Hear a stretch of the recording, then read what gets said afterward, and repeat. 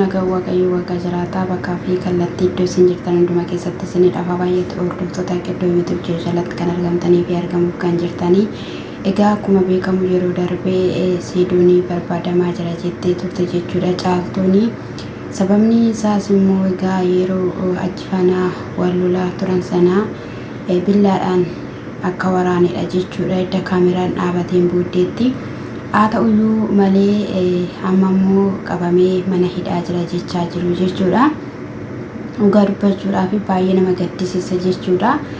Namatti dhaga'ama nama hidhamuu hin qabnedha. Maaliif jennaani nama namaaf jedhee aarsaa ta'aa jiru, aarsaa kaffalaa jiru jechuudha Seedooni. Inni kunis immoo sababa Caaltuudhaan jechuudha. Caaltuuni miskiinadha, nama haa taatu wayin dammoo gargaaramuu qabdi, nama hin qabdu waan ta'eefidha. Argataniitu miskiinatti taphachaa jiru jechuudhaani ishii gargaaraa akka ture dhagaa ishii bukkee dhaabachaa akka turanii abdiis ta'ee Seedoos ta'ee jechuudha. Garuummoo kan aarsaa guddaa kaffalaa jiru baay'ee Caaltuudhaa fi Seedoodha jechuudha. Egaa osoo barbaadaa jiranuu poolisoonni barbaadaa jiru yoo bahe malee as keessa waan isa gargaaree kadhadhaaf jettee jirti. Egaa biyya namaa keessaa namni amma miyyuu yoo ta'e bahee hin bahu waan itti yaadnedhas waan ta'eef daqiiqaa keessatti miliquu hin dandeessu jechuudha. Kanarraatiin kan ka'e egaa qabamee Abdii fi Caaltuuni viidiyoo qabatanii dhufanii egaa Seedoon hidhameera. Kanaaf iyyuu ta'ee sagalee wayii nu dhageessisee ture jechuudha. Abdiin innis billaa lama baatee ture. Isa san harka adda darbatamee booddee isa kanaan na waraanuudhaaf yeroo inni natti gadi baasuun harkaa fuudhee isaanitti waraanee isa kanadha jedhee jira jechuudha. Ammas immoo guyyaa lama guyyaa sadis ta'uu danda'a malee Seedoon hinuma ba'a. Dhugaan jiru Seedoodhaaf waan ta'eef jechuudha. Maaliif jennaaniree kan billaa baatee socho'aa ture, kan lubbuu nama balleessuudhaaf dhama'aa ture ajjiidha jechuudha. Inni kunis immoo abdiin Caaltuutti baay'ee ka'aa ture, baay'ee lolaa ture jechuudha. Dhugaa dubbachuudhaaf Seedoodha kan mana hidhaa keessaa baasee kanarraadhaani Seedoo ga'ee jedheenii jira jechuudha. Ishiin immoo lakkii ani waan gaariin hojjedhe, waan bareedan hojjedhe jette jechuudha. Asirratti jalqaba jechuudha Caaltuun isa icciitiin waa'ee Sumayyaa, waa'ee Hayyuu, waa'ee Seedoo gadi bahee kana iyyaadiin. Maaliif jennaan dhugaadhumaan akka Seedoo fi Sumayyaa jaartiin hajjii adda baafte Seedoonuu irra ga'eera. Akkamitti irra ga'e immoo iddoo jedhamu sanatti gaafa bakka ishiin hojii xonqolaa itti hojjettu sana dhaqanii maqaan Sumayyaa guutumaan guututti ifa bahee jira. Suura Seedoo irra jechuudha. Barreeffamee jechuudha. Sanatu adda akka ishiin adda guutumaan guututti isaan baaste beekamee akkasumas immoo odeeffannoodhaan dhagahame jechuudha. Ati garuu akka icciitii waan ofii keetii waa'ee Seedoo kana baasteetti yaaddee isa kanarrattis galatoomi siin jenneerra hin kaannu jechuudha. Hin gaabbinu nuti. Haa ta'u malee ammayyuu ati kan baaste dhukkubsateera jettee bahuu qabadda dhukkubsate jetteetu iyyaadatte yoo ta'e hin boochi viidiyoo isa tokko irratti immoo jecha wallaaltana kan ajaa'ibee Jamiilaa kan jedhu irratti miidiyaa irratti dhaabbattee amma maqaa hidhaa jedhu sana jettutti wallaaltu dirasiitti geesseet maraatte jechuudha akka ajjiin hidhaadhaa bahuuf. Sababiin isaa immoo Seedootu gara biyyaa deemuudhaaf waanan jedhuufi itti murteesseen deema siin jennaan akkas jettee jechuudha. Amma hati hin sababeeffatiin waa'ee icciitii. Icciitiin akka dingataati. Garuu immoo ajjiin kan ati baaftee itti yaaddee itti karoorfatteetidha jechuudha. Akkamitti immoo yoo jettee maal haasa'u laata, maal dubbatu laata jettee bilbila rikoordii banteetti kennite. Egaa ishiin waan keessa ishii jiru oma baatee hin jiru jettee abbaa manaa kootoo jettee itti lafallaftee jechuudha. Inni kun isa kanadha akka nuuf eeggatuudhaafi. Dhugumaanis immoo ajjii isla ishiin irratti hojjattee irratti nama damteedhaaf yaada kana fudhatee bahe malee osoo nama biraati ani seedoo irratti waan akkanaa godha jedhee yaadu jechuudha. Ishiin amma jaartiin achi kun nama kan ishii waan hundumayyuu godhaa jettuun jalqaba qorichaadhaan tutte jechuudha. Qorichaan edda tutte booddee akeeka ishee akka isaan raawwataniif gootii jechuudha. Isa kanadha. Egaa haa ta'uyyuu malee sababa keetiin ani jedheeni dhugaa boocheetti jechuudha. Baay'ee haaree abdiin jechuudha. Dhimma tidhattee baasteef nuuf hin galle. Ati ammayyuu taanaani nuti dhala keessi barbaadaa jira malee nutu mucaa kee faana oliif gadi sii kaachaa jira malee ati mucaa kee miti kan barbaaddu. Mucaa kee tasayyuu barbaadaa hin jirtu. Ati kan soqachaa jirtuuf kan barbaadachaa jirtu hajjiidha jedheen jechuudha. Guutumaan guutuutti ati immoo nama miti. An namatu na faana taa'ee viidiyoo hojjetan se'ee lakkaa seexanatu na faana taa'ee ka'eeti ishee kabiran si geessa quraana sitti qaraasisaa jennaan an nagaan qabani fayyaan qabatte jechuudha. Dhugaa dubbachuudhaaf fayyinni caaltu nama shakkisiisa. Egaatis yeroo darbee natti hojjetanii mucaa koo na jibbisiisan hin jetteettasi ifaan ifattis immoo hargineerraa hunduma keessan irratti akka hojjetame sini hunduma keessaniyyuu dhugaa dubbachuuf quraana isin barbaachisa jechuudha.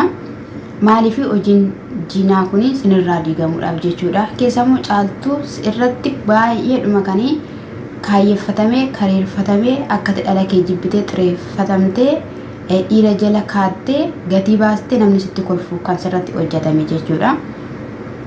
Kanas haa ta'u egaa sana amma seedooni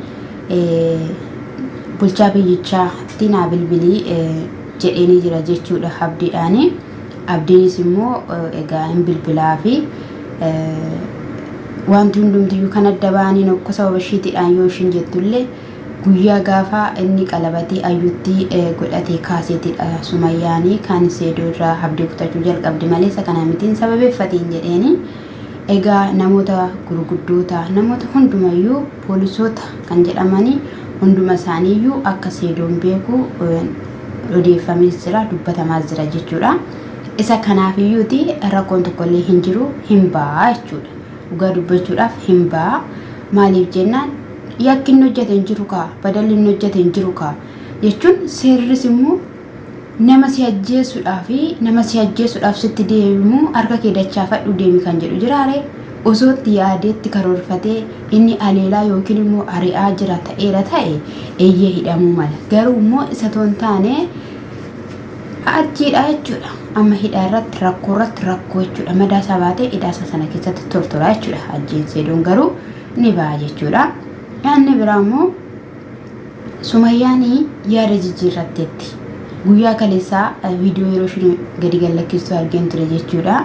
Waa'ee salaam irratti salaam edda Itoophiyaa seentee akka ishiidhaaf hin bilbille akka ishii faana waliin agarre sababni isaa immoo bilbila koo hunduma isaa siimis na harkaa fuudhee rimuuf yookiin immoo bulookii godhee natti kennee jettee dubbatteetti jechuudha. Salaamii isheenis irraa dubbatteetti. Kanaafiyyuu hiriyoota na beekanii fi salaamiin beekan jiru isaan irraa bilbila koo fudhattee na dubbisuu dandeessi turte. Kanaafiyyuu waan isheen hin dubbisneef waan hin beeku tokkollee hin qabu. Garuu immoo seedootti dhaadachaa turte. Seedoodhaanii arrabsaa turte. Seedoon sanas ta'u kanas ta'u biyya Itoophiyaa galuun dirqamadha. Biyya Itoophiyaa ni gala. Wanta gootu hin jiru. Seerris immoo otoo sinas keessaa wakaba keessan kastanu zimmi jedhee waan sin ilaalu yookiin immoo cal jedhee waan sin ilaalu hin qabu. Asuma achi waan gootuun qabduudha bakka anu deessita malee waan gootuun qabdu jechuuf hidhanatti fakkaate. Inni biraas immoo siif jedheeni kan jettu eeyyee yeroo darban na gargaaraa turteetta. Kallattii garaagaraatiin na bira dhaabbatteetta. Yeroo nuti eela keessa qophaa koo ture yeroo dhiphina naaf taateetta. Garuu immoo isa kanas anaaf jettee deemte ta'uu ta'e lolas immoo anaaf jettee yoo wanta biraa hojjechuudhaaf qophooftee jiraatteetta ta'e asuma irratti dhaabii. Rakkoo dhufuu fi dhiphina dhufuudhaaf ani wabiin ta'u dhiisii dhimma koo keessa bahii jetteen jechuudha. Isa kana dhagaa'ii akkasumas immoo gara jireenya isheetiitti nama gara jiruu isheetiitti deebi'uudhaaf karoora qabu ni fakkaatti jechuudha. Dubbiidhuma isheerraayyuuti. maaliif jennaani edda eriyaa isheetiidhaani dhimma koo keessaa bayii anaaf jettee hin dadhabiini anaaf jettee biyya sana deemteetta erga ta'ee akka waan nan deema jetteeni akka waan salaam nan deema ani achi nan gaa akkasan godha jetteeni akka waan dubbattee wayitti akka waan salaamii fi Sumayyaan walii galanii isaan ammas rakkisuudhaaf jedhanii wayitti akkasitti ibsite jechuudha. Dubbiin naannoftee dhugaanii garuma seedoodhaaf dhufaa jirti jechuudha. Isa kanadha isaan illee Waaqayyoo walitti isaan haa deebisu dhugaa dubbachuudhaaf. Egaa dogoggora hojjetameera. Dogoggora hojjetaniif immoo dhiifamni hin barbaachisaa. Ilmi namaa hin dogoggora. Ilmi namaa waan baay'ee hojjechaa oola guyyaatti dhiifama Waaqayyoon nu baay'ateeti malee hundumti keenya iyyuu dogoggortootadha. Qulqulluun lafa kanarra hin jiru. Isa badeef immoo isa waan hundumaaf immoo laphee dhiifamaa qabaachuun gara laafummaa qabaachuun barbaachisaadha. Waan hundumayyuu dhiisuuni. Warra daa'ima qaban osoo hin taane warri daa'ima hin qabneyyuu siniin jedha. Inni kan biraa immoo jechuudha. Amma caaltuun rakkoo guddaa keessaa akka ishiin galtetti yaadan. Maaliif jennaani yeroo darbellee ani dhugaa caaltuun rakkatti ammayyuu caaltuun hin dammanne rafaa jirti jedhee dubbadheen ture jechuudha. Namni hundumtuyyuu ishee xireeffate amma jechuudha. Edda abdiin akkasittidhaanii lafa ol ka'eemme biraa bahudhadhee qorqorroo kana narraa dhaabiidheen jechuudha kaameraa sana jechuudha. Eddan ammas edda seedoon akkasitti ni hidhame amma eenyutu ishee bukkee dhaabbata. Ishiin mucaa ishee fudhattee qarshiin kennameef qarshii ishee fudhattee gara biyyaa galuu dhiistee achi keessa tankaraatataa rakkachaa dhiphachaa waan ta'e kususus jechaa turte jechuudha. Achi kana jala bakka waan ta'e godhachaa turte jechuudha. Amma mucaan harkaan geenye abbaa manaan miidhama rakkatti ga'e achi dubartiin isheen sun manadhaa keessa teessee hojii ishee hojjechaa hin jirre hin jiru. Amma yeroon bo'achaa dhugaa dubbachuuf yeroon gadda isheetii amma dhugaa Waaqayyoomti yoo ishee gargaare malee siniin jechuun jaaladha. Maaliif jenna harkaan ofitti duuchitee harkaan ofitti dukkaneessite jechuudha. Isa kana dhamee hundumaaf iyyuu nagaan akka bu'uuf rabbi keessaniin kadhadhaa siniin jechuun jaaladha. Wanta addunyaa kanarraa dhaga'amu waan gaarii miti siniin jedha eebbifamaa siniin jecha iddoo YouTube immoo subscribe like naa gochuudhaan na jajjabeessaa siniin jedha. Gooftaan sana eebbisee eebbifamaa.